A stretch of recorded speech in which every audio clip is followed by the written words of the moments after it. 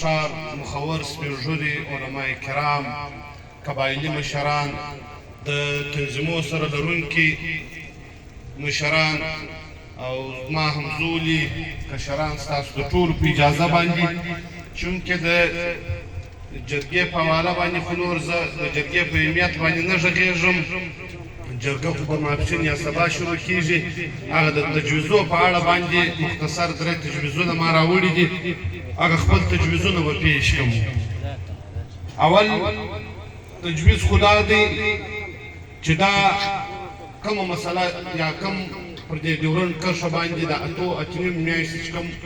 ستړې روانه ده په دا ستړي دپاره د پی ټي ایم له اړخه په وار وار دا مجلس د پرلط کمیټۍ سره شریک شوی دی چې دا مجلس دوی راوړي د ضلعې څخه دا اتحاد راوباسي د صوبې پر سطحه باندې دا اتحاد جوړ کړي که چیرې دا اتحاد د صوبې پر سطحه جوړ شي نو بیا موږ په هغه کې ډېرې غټې شاعرایو بندولی شو لکپاس بندولی شو کلاسیکلا بندولی شو لورلایي بندولی شو چلاغ بندولی شو نو چې دغه اتحاد اول تجویز موږ د دا دی چې دغه اتحاد په کار دی د صوبې پر سطحه شي نو بیا به موږ حکومت مطلب پرېشرایز کولی شو ځکه چې ډېرې لارې بیا زموږ په لاس کې راځي او ډېر مختلف مشران د مختلفو قبیلو د پښتانه کام د هغه بیا زموږ لاس ته راکللی شي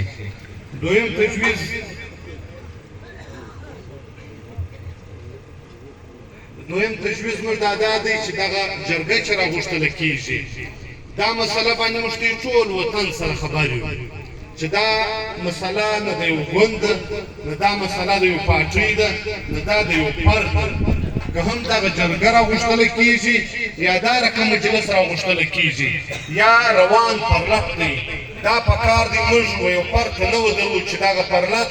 یو فرد یا یو ګوند ته ودرو که دا مسله یو فرد یا یو ګوند خلاصولی شوه بیا د اتنیمې میاشتې نه غوښتې نو بیا د دې نور کوم ضرورت نو بس بیا هغه فرد هغه قوم یا هغه پارټۍ مطلب دا شی په مخ باندې وړلی شو نو خو دا مجلس مشترکه دی چې مشترکه د ګرد کام دی په دې کې به ټول ګوندونه ټول علما کرام ټول استادان د وطن ټول چې کوم د دې